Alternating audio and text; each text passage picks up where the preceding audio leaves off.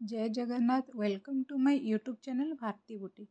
तो शाढ़ी रे cotton fall केमिति लगेଇବା जोटा कि शाढ़ी एकदम टाणी हेबनी कि फॉल मध्य टाणी हेबनी। तो यही प्रोसेस रे लगेले शाढ़ीर फॉलटा बहुत बढ़िया भाव में रहिबो। चलନ୍ତୁ स्टार्ट करवा।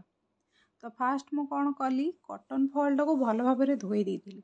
धोईकी जो मु सुखेइली सेटा एकदम स्ट्रेट भाव में ही मु सुखेइछि। तापरे मु आनिकी ताको टाणीकी भलसे आयरन करी। तो मोर फॉलटा जेहेतु हल्का हल्का ओदा थिला तो मते टाणीपा भी पड़ानी आराम से सी फॉलटी आयरन हो गला। तो भल भाव में फॉलटा को आयरन फास्ट करवा जेमिति कि एकदम तार दीटा जाक बॉर्डर जेमती एकदम सीधा रहिबो।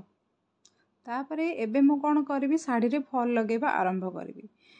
तो जेहेतु फॉलटा मु भल भाव में आयरन कर देइछि तो एकदम जोटी स्टिच होता है तार एकदम साइड रे आपण स्टिच देबे।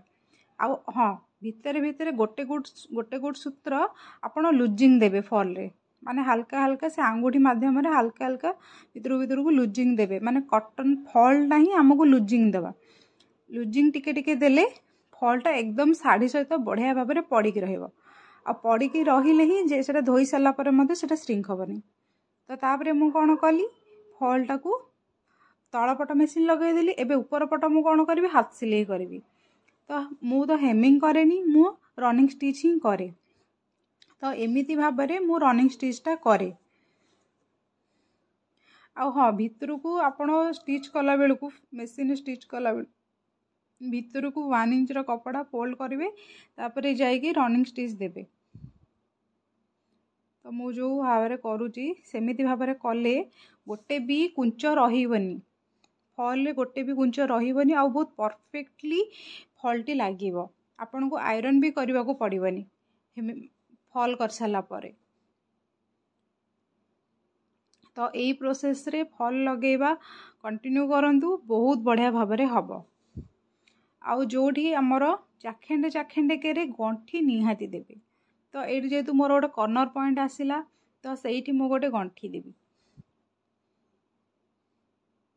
आउ हाँ माने एमिति आपण स्टिच देबे जमती शाढ़ी रे ऊपर पट को जमती जमा भी जना पड़ोनी एकदम छोट छोट छोट छोट टाँका देबे।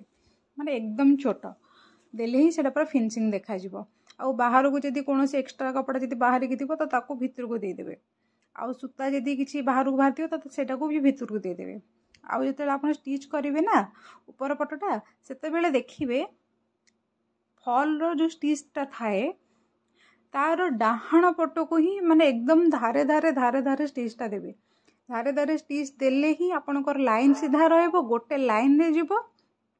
आउ फॉलटा देखा भी सुंदर लगे और टाणी हेनी आपन को करने को इजी हम कहीं सेपटे ही माने कपड़ाटा पूरा पतला थाए आ सेही ऊपर ही आप छुंची चलेबे ना एकदम परफेक्टली हम आउ बहुत सहज हम। आ चाखेंडे चाखेंडे के आपन कौन करेंगे गंठी दौथे ना शाढ़ी रे टिके भी कोट जदि कौन बाजिगला तो शाढ़ीर फॉलटा छिड़ीज।